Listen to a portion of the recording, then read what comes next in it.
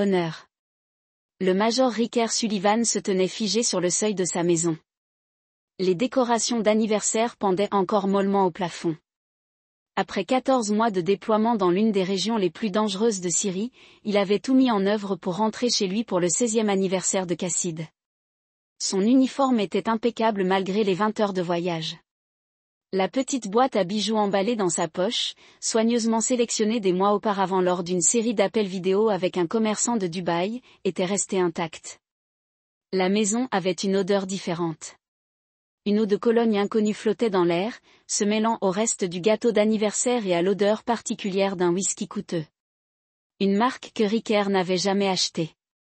Sa fille, Cassidy, se tenait dos au comptoir de la cuisine, le regard froid et inconnu. La fille qu'il avait laissée derrière lui portait un appareil dentaire et collectionnait les figurines de chevaux. Cet inconnu avait les cheveux teints en noir, 3 piercings à l'oreille et une hostilité qui le frappait comme une force physique. « Je suis rentré de mission pour surprendre ma fille pour son anniversaire », a déclaré Ricker, la voix plus faible qu'il ne l'avait prévu. « J'ai tiré les ficelles, Cass. Je n'étais pas censé rester aux États-Unis avant un mois. » Le regard de Casside parcourut son uniforme avec un mépris flagrant. Finalement, ce pauvre perdant décida de se montrer. « L'anniversaire était mieux sans toi. Dégage. » Chaque mot le frappait comme une balle. Ricker avait essuyé des tirs ennemis moins douloureux que cela. Avant qu'il puisse répondre, un mouvement dans le couloir attira son attention. Audrey, sa femme depuis 18 ans, émergea de l'ombre. Sa main était entrelacée avec celle de quelqu'un d'autre. Celle d'un homme. L'inconnue était grande, avec des cheveux poivre et celles soigneusement coiffées et l'assurance d'une personne en terre inconnue. « Tu l'as entendu. Maintenant, bouge. » La voix d'Audrey avait un tranchant qu'il n'avait jamais entendu auparavant. Le bracelet rivière en diamant à son poignet reflétait la lumière. Des bijoux qu'il ne lui avait pas achetés.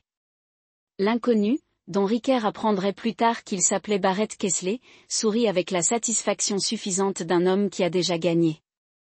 Ricker observa la scène avec le sens de l'analyse tactique qu'il avait maintenu en vie. Zone de combat. La nouvelle apparence de Casside, l'attitude hostile d'Audrey, l'attitude possessive de l'homme étrange chez lui, les subtils changements dans la disposition des meubles, les photos de famille disparues qui bordaient autrefois l'entrée, sa voix, lorsqu'elle se fit enfin entendre, était d'un calme mortel. Compris. Il n'y eut ni explosion de colère, ni cri, ni s'il vous plaît. Le major Ricker Sullivan, ancien combattant décoré de 3 cœurs violets, fit simplement demi-tour et sortit, son cadeau d'anniversaire toujours dans sa poche.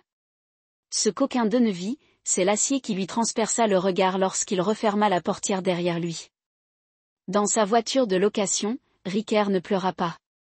Il ne hurla pas. Il appela un vieil ami de son premier déploiement, aujourd'hui avocat de haut rang à Washington. 14 minutes plus tard, il appela un compagnon de combat qui travaillait dans la sécurité numérique. Le soir même, il avait contacté son conseiller financier. 24 heures plus tard, il avait 17 appels manqués sur son téléphone. L'un d'eux provenait d'un numéro bloqué qu'il reconnut comme appartenant à Pearson et Wilcox, le cabinet d'avocats où il travaillait. Barrett Kessley était un associé principal. Mais le major Ricker Sullivan avait déjà sombré dans l'ombre, une compétence qu'il avait perfectionnée en territoire hostile. Chapitre 2. Les ombres du passé.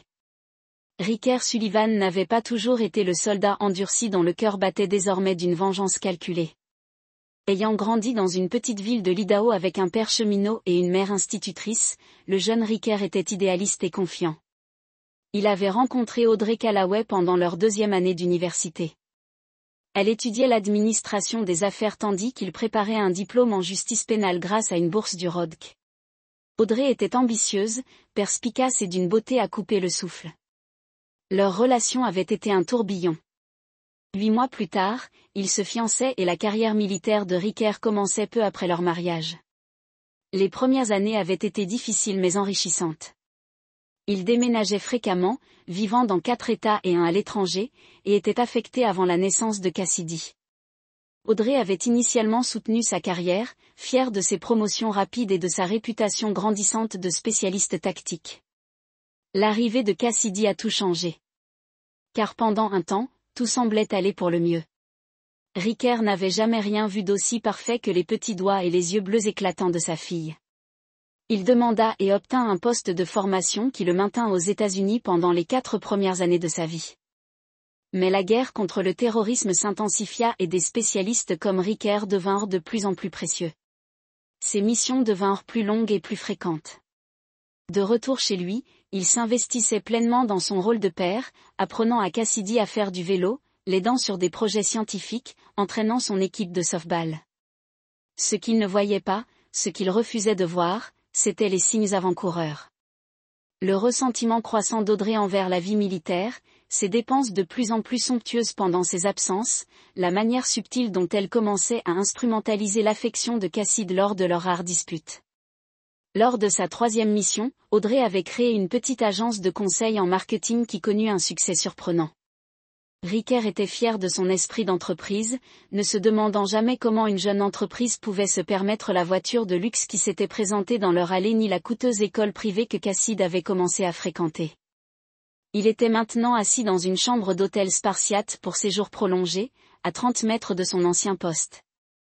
De retour chez lui, Ricker sortit un journal en cuir usé. Il ne contenait pas d'écrits sentimentaux, mais des notes minutieuses qu'il avait prises au fil des ans. Des observations sur des absences inexpliquées, des dépenses douteuses et de subtiles incohérences dans les récits d'Audrey. Pendant des années, il avait cherché des excuses, enfoui ses soupçons, privilégié la confiance à l'enquête. Il avait tant voulu croire en la famille qu'il s'était battu pour protéger. Ce soir-là, il ajouta de nouvelles entrées au journal, d'une écriture précise et maîtrisée. Puis il ouvrit son ordinateur portable et commença la première phase de ce qui allait devenir l'opération Retour au pays dans les milieux militaires. Pendant ce temps, de l'autre côté de la ville, Barrick Kessley s'inquiétait de plus en plus de ce que ses contacts dans le secteur bancaire et immobilier ne pouvaient lui révéler sur le major Ricker Sullivan. L'empreinte numérique du soldat disparaissait à une vitesse alarmante, et certains mouvements financiers déclenchaient des protocoles de sécurité que même l'influence considérable de Kessley ne pouvait pénétrer.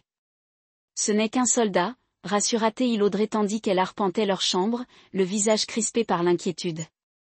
Il fera du bruit, menacera, puis se contenter des conditions de divorce que nous proposons. Mais même en parlant, Kessley n'était pas entièrement convaincu.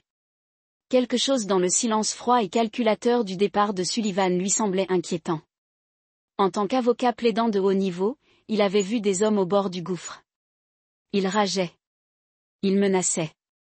Il faisait des scènes. Sullivan avait simplement dit, compris, et disparu.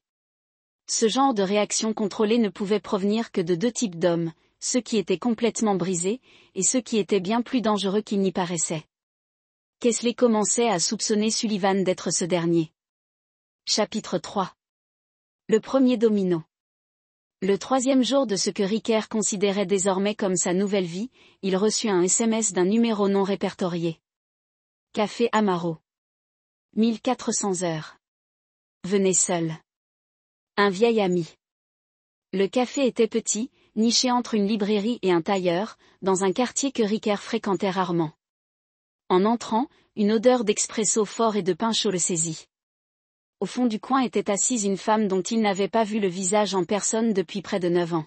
« Bonjour, Major », dit Landau en se levant légèrement à son approche. Bien qu'elle fût retraitée du renseignement naval depuis près de 10 ans, elle conservait la posture impeccable et le regard vigilant de quelqu'un qui avait passé sa carrière à analyser les menaces. « Je ne m'attendais pas à vous voir du côté des États-Unis, dit Ricker en s'asseyant en face d'elle. Je vais là où les problèmes intéressants se développent. Elle poussa un dossier sur la table. Et vous, mon ami, êtes devenu un problème très intéressant. À l'intérieur du dossier se trouvaient des photos d'Audrey et Barrett Kessley prises à divers endroits au cours des 3 dernières années. Paris, Cabo, et même une cabane à Aspen que Ricker reconnut comme appartenant à son propre beau-frère. Les horodatages montraient que ces rendez-vous avaient eu lieu lors de ces déploiements. « Depuis combien de temps surveillez-vous ma femme » demanda Ricker d'une voix neutre. « Je n'y suis pas allé, » répondit Lan. « Elles proviennent de l'opération Lockheed. » Kessley était sous surveillance pour suspicion de compromission de négociations classifiées dans le cadre de contrats militaires privés. Votre femme effectuait une surveillance collatérale. L'expression de Ricker ne changea pas, mais ses doigts se resserrèrent presque imperceptiblement sur le dossier. Kesley était innocenté, poursuivit Lan. Mais je pensais que vous devriez savoir à quel genre d'homme vous avez affaire. Il est spécialisé dans le spoliation des biens du personnel militaire lors des procédures de divorce. Il est d'une efficacité redoutable et a des connexions dans tout le complexe militaro-industriel. Pourquoi me montrez-vous ça? Lan se pencha en avant. Parce qu'il y a 14 ans, à Kandahar, vous avez retiré mon équipe alors que tout le monde nous considérait comme des pertes acceptables. Je paie mes dettes. Elle glissa un autre dossier sur la table. Kesley a des faiblesses. Des zones d'ombre éthiques que son cabinet a exploitées. Rien d'assez illégal pour justifier des poursuites, mais dommageable si exposé correctement. Ricker ne toucha pas immédiatement au deuxième dossier. Je ne cherche pas à le détruire, Lan. Son sourire était froid. Si, vous l'êtes. Vous ne le savez simplement pas encore. Plus tard dans la soirée, Ricker reçut un appel de son commandant, le colonel Hay. Sullivan, que diable se passe-t-il? J'ai des avocats juges qui m'interrogent sur vos états de service. Et un avocat civil en bas de soi essayant de se dépêcher de remplir des papiers pour geler vos avoirs. Situation familiale, monsieur. Rien qui puisse affecter mon statut. Lorsqu'un officier décoré transfère soudainement ses congés accumulés, liquide ses investissements et se cache immédiatement après son retour de déploiement, cela me regarde. La voix du colonel s'adoucit légèrement. Quoi qu'il arrive, gère-le légalement. Je ne veux pas voir ta carrière détruite par des problèmes familiaux. Compris, monsieur. Et Sullivan, souviens-toi de la règle de Fallujah. Ricker sourit sombrement à cette allusion. Lors de leurs opérations de combat urbain les plus intenses, le colonel Hay avait appliqué ce qui allait devenir la règle de Fallujah. Ne jamais engager le combat sans une force écrasante, des renseignements irréprochables et de multiples plans d'extraction. Toujours, monsieur. Cette nuit-là, Ricker dressa la liste de tous ceux qu'il avait abandonnés, trahis ou manipulés. Audrey et Kesley étaient en tête, mais il y en avait d'autres, d'anciens amis qui étaient clairement au courant de la liaison. Des membres de sa famille avaient entretenu la tromperie, même sa fille Cassidy, bien qu'il ait placé un point d'interrogation à côté de son nom. À côté de chaque nom, il écrivit un seul mot, compris. Le lendemain matin, il commença à mettre en œuvre la première phase d'un plan qui allait finalement pousser 17 personnes à se précipiter pour le contacter. Trop tard pour arrêter ce qu'il avait mis en branle. Chapitre 4, Mains invisibles. 5 semaines après son retour désastreux, Ricker Sullivan était assis dans le bureau de Thaddeus Woodward, un spécialiste en criminalistique financière aux cheveux grisonnants dont le bureau encombré trahissait son esprit vif. C'est impressionnant, Major Sullivan, dit Woodward en parcourant des colonnes de données sur son écran. La plupart des conjoints dans votre situation ont recours à des manœuvres émotionnelles, vidant des comptes joints, piratant des cartes de crédit, exerçant des représailles financières mesquines. Vous avez été remarquablement précis. J'ai appris au combat que l'émotion fait des morts, répondit Ricker. Quel est votre avis? Woodward retira ses lunettes de lecture. Votre femme et son petit ami pensaient être malins. L'agence de marketing était bien réelle, mais elle servait de moyen pratique pour justifier des augmentations soudaines de revenus et blanchir certaines dépenses. Il tourna l'écran vers Ricker. Vous voyez ces biens immobiliers? 3 propriétés achetées ces 2 dernières années, toutes dans des sociétés écrans qui remontent aux propriétés privées de Kesley. Les acomptes provenaient d'eux. Comptes alimentés par votre solde et vos avantages militaires. L'expression de Ricker ne changea pas, mais son regard se durcit. Combien de mon argent ont-ils volé directement? Environ 180 000 $, mais la structure juridique qu'ils ont créée vous donne droit à bien plus. Le sourire de Woodward était prédateur. Il jouait aux dames. On va jouer aux échecs. Au cours des 2 heures suivantes, ils élaborèrent une stratégie financière qui serait mise en œuvre par étapes minutieuses, non pas pour récupérer des actifs rapidement, mais pour créer un impact maximal à long terme. Rappelez-vous, prévint Woodward alors que Ricker s'apprêtait à partir. L'objectif n'est pas de les ruiner. Il s'agit de s'assurer que chaque dollar dépensé pour le reste de leur vie leur rappelle ce qu'ils ont fait. Pendant ce temps, Audrey Sullivan était de plus en plus frustrée. Les papiers du divorce qu'elle espérait remettre à Ricker ne s'étaient pas matérialisés. Au lieu de cela, l'équipe juridique de Barrett s'était heurtée à des obstacles, ne serait-ce que pour déterminer la situation financière actuelle de Ricker. C'est comme s'il était devenu un fantôme, se plaignit Barrett un soir en se versant son 3e scotch. Les archives militaires ont soudainement classé des pistes financières qui ne mènent nulle part. Qui est vraiment votre mari? Ce n'est qu'un soldat, insista Audrey, mais l'incertitude s'insinuait dans sa voix. Le Ricker qu'elle croyait connaître aurait explosé de rage, proféré des menaces, fini par craquer et accepter ses conditions. Ce silence calculateur ne lui ressemblait pas. Leur conversation fut interrompue par un appel de l'école de Casside. Leur fille avait été surprise en train de vandaliser des biens scolaires et avait été suspendue en attendant une audience disciplinaire. À leur arrivée à l'école, ils trouvèrent Cassidy assise, impassible, devant le bureau du directeur, le maquillage maculé de larmes. « À quoi pensais-tu » siffla Audrey. Cassidy leva les yeux. Son expression était un mélange de défi et de confusion. « J'ai reçu un SMS de papa.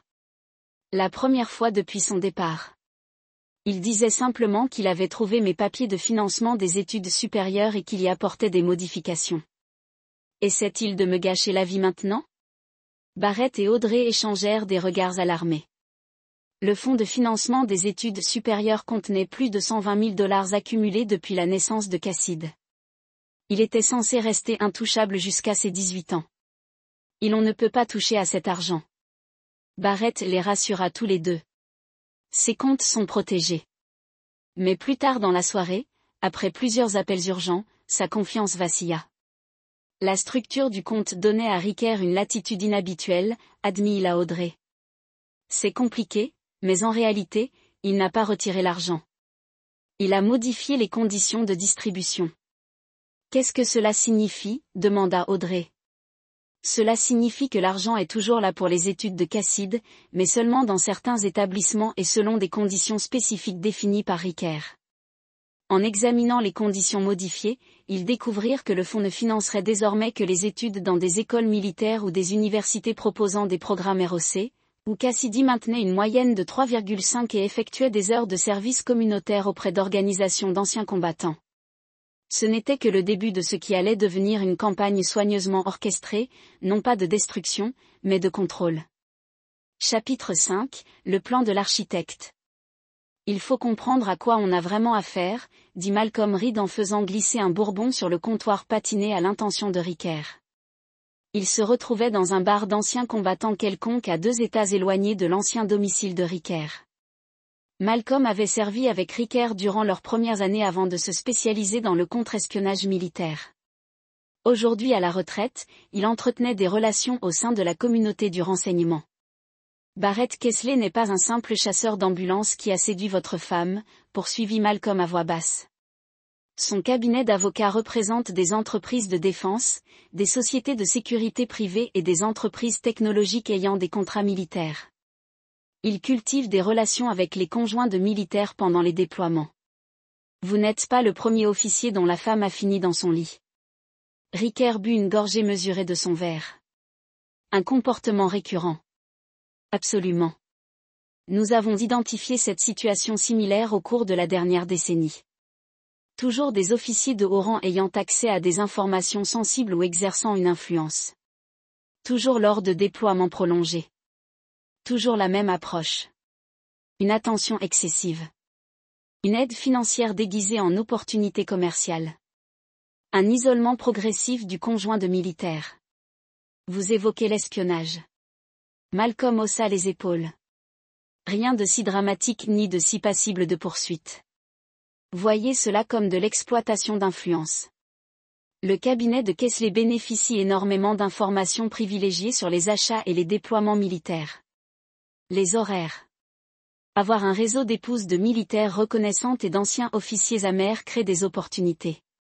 Ricker a traité ces informations avec le même détachement et la même froideur qu'il appliquait aux renseignements sur le champ de bataille. J'ai besoin des noms que les autres officiers et leurs épouses ont déjà compilés, dit Malcolm en passant une tablette sécurisée à travers le bar. Ce que je n'arrive pas à comprendre, c'est ton objectif, Ricker. Tu déplaces des ressources, tu collectes des renseignements, tu positionnes des moyens. Mais pourquoi faire? La vengeance. La réconciliation. Le sourire de Ricker n'atteignit pas ses yeux. Je crée un choix pour ta femme. Pour toutes les personnes impliquées, Ricker termina son verre. On fait des choix tous les jours sans en comprendre le véritable coût. Je vais les éduquer. Au cours des 2 semaines suivantes, Ricker contacta méthodiquement chacun des officiers figurant sur la liste de Malcolm. Certains étaient amers, d'autres avaient reconstruit leur vie, d'autres encore luttaient contre les conséquences de la trahison. Chaque conversation apportait des pièces supplémentaires au puzzle de l'opération de Barrett Kessley. Un nom en particulier se démarqua, Mason Hall, un ancien colonel du corps des marines dont la carrière avait été détruite après le départ de sa femme pour l'associé de Kessley. Contrairement aux autres, Hall n'avait pas seulement perdu son mariage. Il avait perdu sa réputation, son habilitation de sécurité et presque sa liberté lorsque des preuves falsifiées l'avaient impliqué dans une enquête pour détournement de contrat. Ils m'ont complètement piégé, avait confié Hall à Ricker lors de leur rencontre dans un chalet de pêcheurs du Tennessee rural. Professeur d'histoire au lycée, Holt avait perdu sa prestance, autrefois imposante, mais son regard brûlait toujours d'une colère tenace. Quand je refusais de partir, il fabriquait des preuves. Sans un officier loyal du JAG, j'aurais fait de la prison. Pourquoi n'as-tu pas riposté? Demanda Ricker. Le rire amer de Holt était dénué d'humour. Avec quoi? Ma réputation était en miettes. Mes finances épuisées par les frais de justice. Et ils m'ont clairement fait comprendre que si je persistais, ma fille en subirait les conséquences. Ta fille, dit Ricker doucement. S'est-elle retournée contre toi aussi? La question toucha une corde sensible.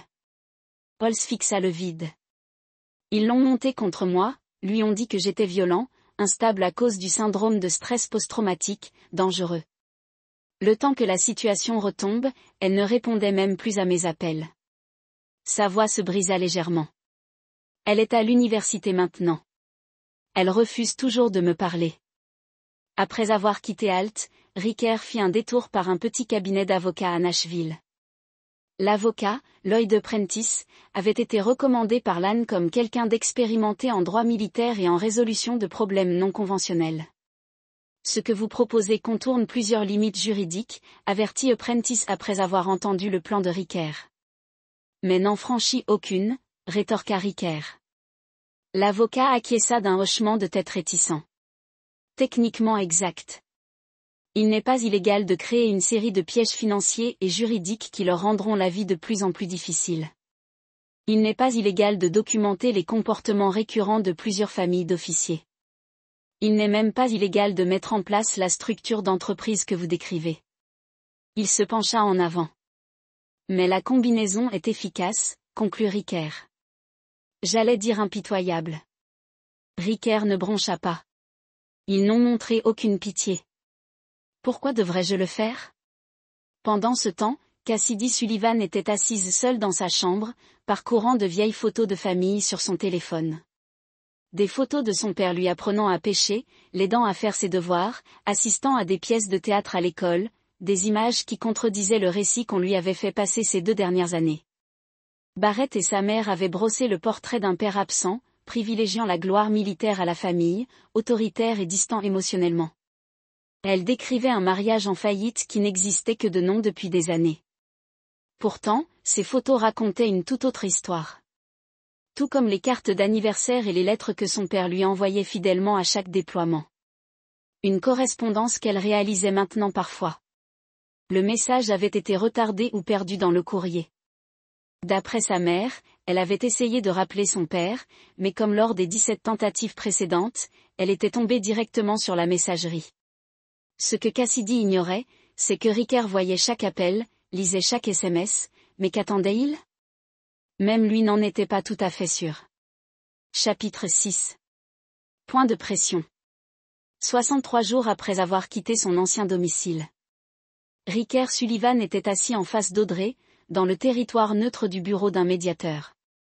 C'était leur première rencontre en face à face depuis son retour désastreux. Audrey avait vieilli pendant ces 2 mois. De fines ridules étaient apparues autour de ses yeux, et son apparence habituellement parfaite montrait de subtils signes de tension. Barrick Kessler était assis à côté d'elle, s'efforçant de projeter une impression de confiance malgré l'évolution de plus en plus inquiétante de leur situation. Il s'agit d'un divorce simple, commença Kessler d'un ton détaché et professionnel, comme s'il n'était pas personnellement impliqué. Nous devrions pouvoir parvenir à un accord équitable sans trop de retard.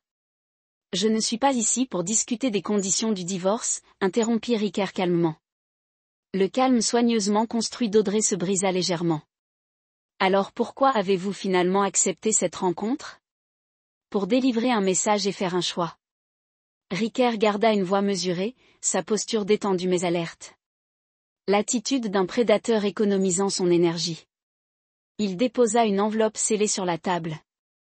À l'intérieur se trouvent des documents sur le schéma systématique par lequel M. Kessler a ciblé les familles d'officiers militaires occupant des postes sensibles au cours de la dernière décennie. Nom, date, transactions financières, relevé de communication.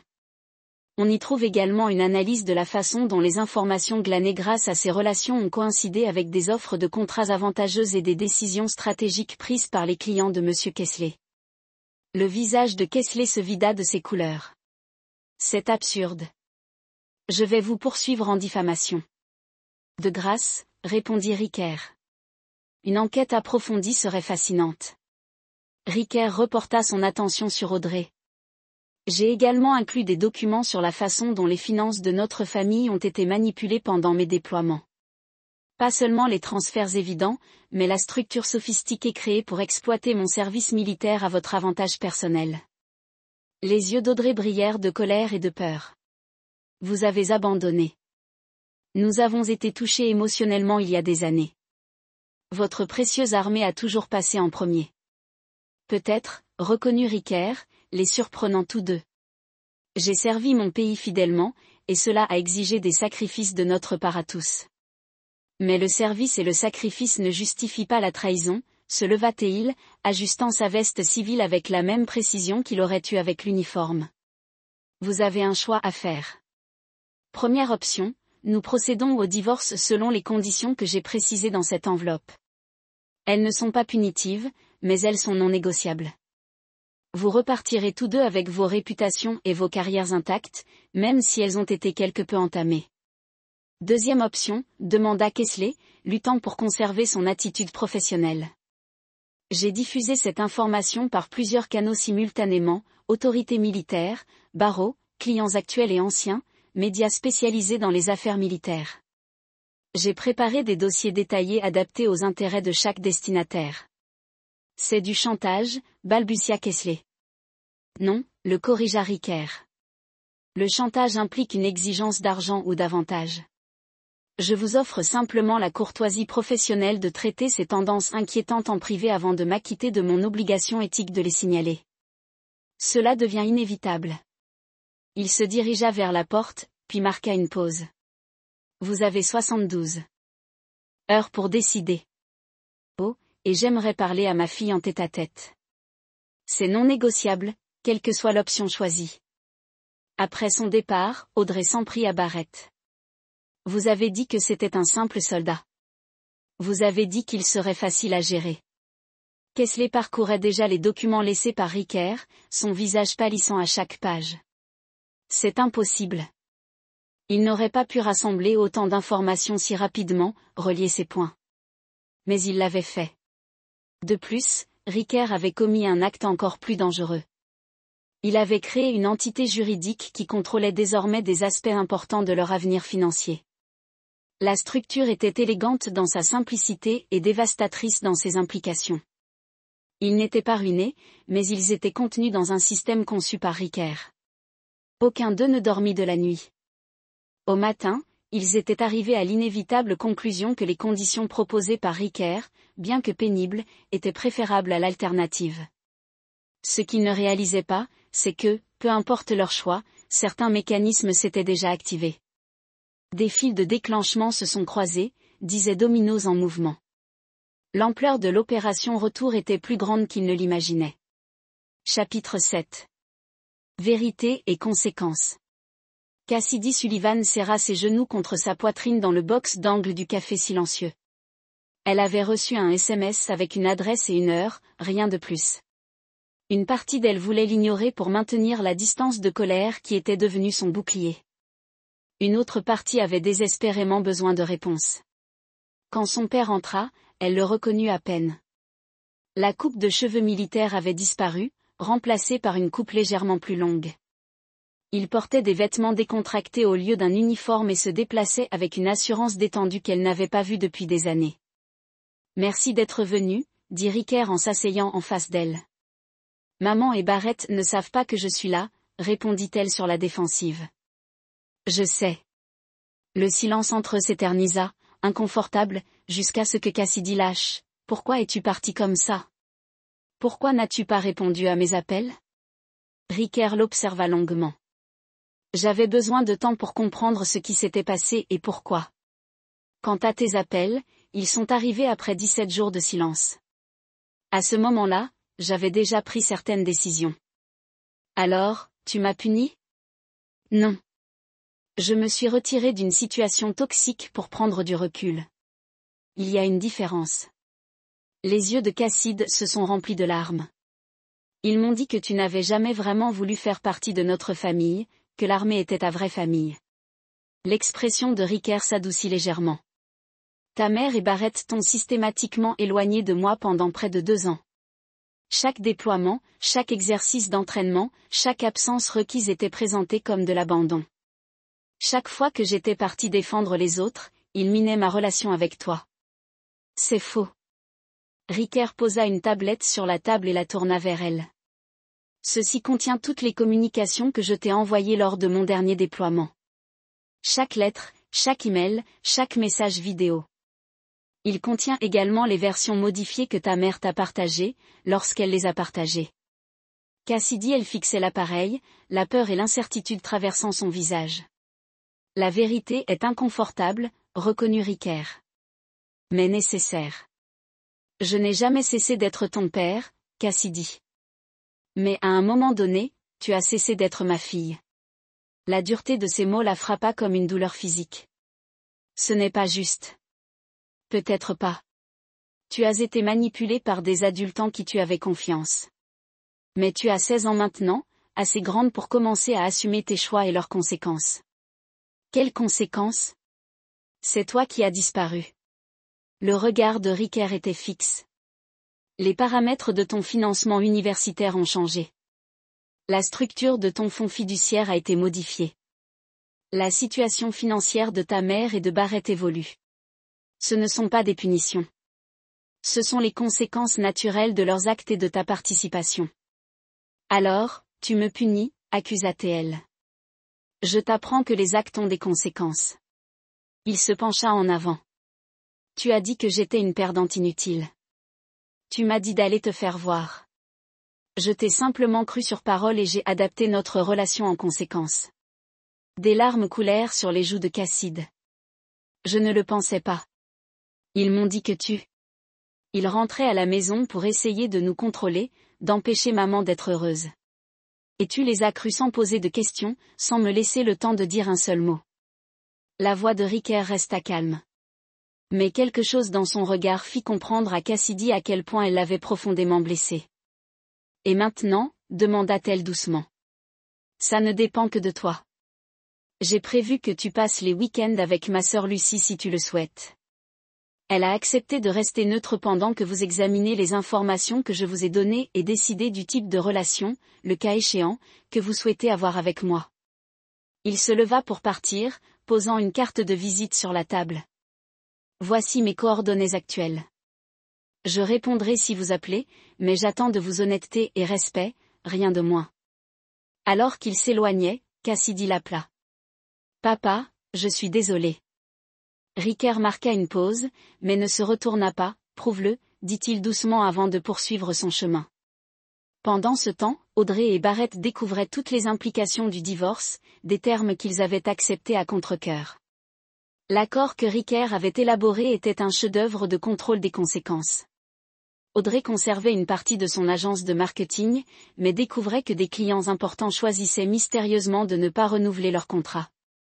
Barrett conserva son partenariat dans son cabinet d'avocat, mais se retrouva exclu des affaires de contrats militaires qui étaient sa spécialité. Les biens qu'ils avaient acquis grâce aux avantages et aux salaires militaires de Ricker furent placés dans une fiducie spécialisée. Il pouvait continuer à vivre dans la résidence principale, mais ne pouvait ni vendre ni exploiter les biens sans déclencher des clauses qui révéleraient la structure financière douteuse utilisée pour les acquérir. Plus inquiétant encore, ils commencèrent à recevoir des communications courtoises mais fermes de la part des autres conjoints et officiers de militaires que Kessler avait ciblés au fil des ans. Il devint évident que Ricker avait créé son propre réseau, une coalition de trahis qui observait désormais leurs moindres faits et gestes professionnels avec un intérêt éclairé. Il démantèle systématiquement nos vies, réalisa Audrey un soir, en regardant leur compte en banque s'amenuiser. Non, corrigea Barrett d'un ton sombre. Il les contrôle. Il y a une différence. Chapitre 8. L'inviolable. Mason Holt fixa la jeune femme assise en face de lui dans le petit café du campus. Sa fille, Riley, lui semblait à la fois familière et étrangère après 4 ans de séparation complète. « Je ne comprends pas pourquoi vous vouliez nous rencontrer maintenant, » dit-elle. Sa posture était défensive, son ton méfiant. Mason posa un épais dossier sur la table. « Quelqu'un m'a envoyé ça il y a 2 semaines. Il contient des preuves que les allégations contre moi ont été fabriquées. Preuve que votre mère et Richard ont conspiré avec Barrett Kessler pour détruire ma carrière et ma réputation lorsque j'ai découvert leurs irrégularités financières. » Les yeux de Riley s'écarquillèrent. C'est fou. Maman a dit que vous étiez instable, que vous ayez inventé des complots à cause de votre SSPT. Lisez-le. Mason a exhorté doucement. Tout cela. Alors décidez par vous-même. Alors que Riley commençait à examiner les documents, les dossiers financiers, les échanges de courriels, les déclarations sous serment des témoins, le téléphone de Mason a bourdonné d'un SMS. Phase 2 complète. En passant à la dernière étape à travers le pays, des scènes similaires se jouaient. Les anciens officiers se reconnectent aux enfants arrangés. Des conjoints militaires découvrant des vérités troublantes sur les activités de leurs partenaires. Les clients se distançaient tranquillement du cabinet d'avocats de Kessler comme des rumeurs de violations éthiques circulant dans les cercles professionnels. Rien de tout cela n'était bruyant ou dramatique. Pas d'accusations publiques, pas de gros titres scandaleux, juste une pression silencieuse et persistante appliquée précisément là où elle entraînerait un effet maximum. Ricker Sullivan a observé ces développements de sa nouvelle maison, une maison modeste mais confortable près d'un centre de formation militaire où il avait accepté un poste d'instructeur tactique. Il a maintenu un enregistrement détaillé de chaque résultat, chaque réconciliation, chaque petite justice à atteint. Son téléphone a sonné. Cassidy, appelant de son week-end avec sa sœur. J'ai trouvé mon annuaire de 8e année, a-t-elle déclaré sans préambule. Celui avec cette note que vous m'avez écrit avant le déploiement. Maman m'a dit que tu ne l'avais même jamais signé. Ricker a brièvement fermé les yeux, se souvenant de la lettre de 4 pages qu'il avait soigneusement épinglée à l'arrière de l'annuaire de sa fille avant un déploiement particulièrement dangereux. Des mots d'encouragement, de conseil et d'amour au cas où il ne reviendrait pas. Je l'ai écrit au cas où quelque chose m'est arrivé. A-t-il reconnu. Vous avez écrit que peu importe ce qui s'est passé, vous n'arrêteriez jamais d'être mon père. Sa voix se brisa légèrement. Vouliez-vous dire? Chaque mot. Une pause. Barrett se déplace. Maman pleure depuis des jours. Tout s'effondre. Ne s'effondre pas, Ricker a corrigé. Réalignant la vérité. Pouvez-vous envisager de pardonner maman? Peut-être que nous pourrions essayer d'être à nouveau une famille. La voix de Ricker, quand il a finalement répondu, était douce mais inflexible. Non, Cassidy. Certaines trahisons ne peuvent pas être annulées. Certains choix ont des conséquences permanentes, mais elles souffrent. Oui, les actions ont des conséquences. C'était toujours le risque qu'elle a pris. Après avoir terminé l'appel, Ricker a ouvert son ordinateur portable et vérifié le système de messagerie sécurisé qu'il avait établi avec son réseau de collègues officiers trahis. Les rapports ont continué de couler. Chacun confirmant un autre résultat réussi dans ce qui était devenu une campagne coordonnée de justice contrôlée. Plus tard dans la soirée, il a reçu un appel inattendu de Barrett Kessler. Sullivan, a déclaré l'avocat, sa voix autrefois confiante maintenant tendue.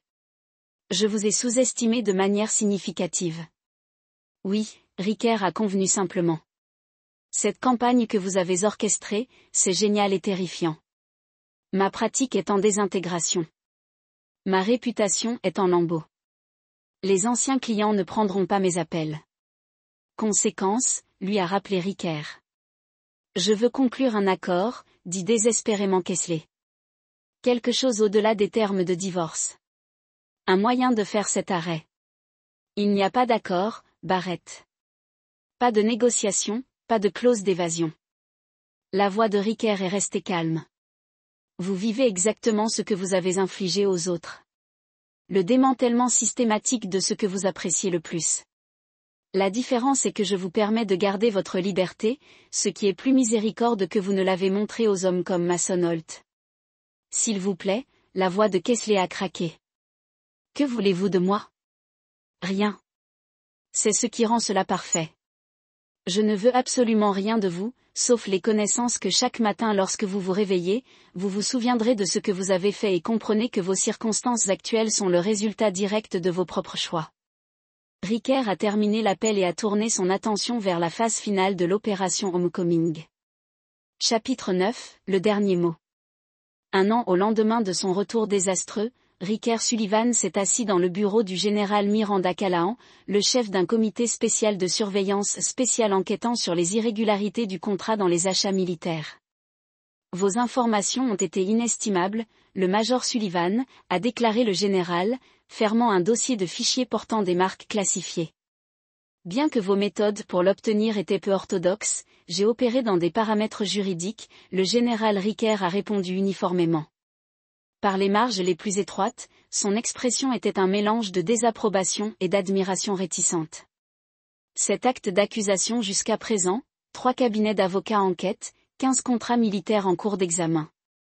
Les effets d'entraînement se poursuivront pendant des années. La justice a souvent une longue histoire, madame. Le général Callahan l'a étudié pensivement. Cela a commencé comme une vengeance personnelle pour l'infidélité de votre femme. Il a évolué en quelque chose de beaucoup plus important. Avec respect, général, il ne s'agissait jamais seulement de l'infidélité. Il s'agissait de trahison systématique, d'exploitation des familles des militaires et d'abus de confiance. Ma situation personnelle m'a simplement donné la motivation et la perspective pour reconnaître le modèle plus large. Elle acquiesça lentement. Votre ancienne épouse a demandé une réunion. Elle a soumis des preuves qui pourraient être utiles à notre enquête. Je suis conscient. Elle m'a également contacté et j'ai refusé la réunion. Le général leva un sourcil, la punissant toujours. Non, madame. Maintenir simplement les limites appropriées. Notre relation se limite désormais aux communications nécessaires concernant notre fille, rien de plus. Après avoir quitté le Pentagone, Ricker a conduit dans un petit parc où Cassidy a attendu sur un banc, son expression anxieuse. À 17 ans, elle avait l'air plus âgée que ses années, les événements de l'année écoulée ayant retiré une grande partie de son défi adolescent. Comment était la tournée du campus? Demanda Ricker, assis à côté d'elle. L'Institut militaire de Virginie est intense, a-t-elle admis. Mais j'ai aimé ça. Leur programme d'ingénierie est impressionnant. Vous n'avez pas à choisir une académie militaire, Cassidy. Les conditions du fonds en fiducie incluent n'importe quel collège avec un programme ROC. Elle a secoué la tête. C'est ce que je veux à mes propres conditions. Maman m'a demandé de parler à nouveau de la façon dont il a été de pardonner avec elle.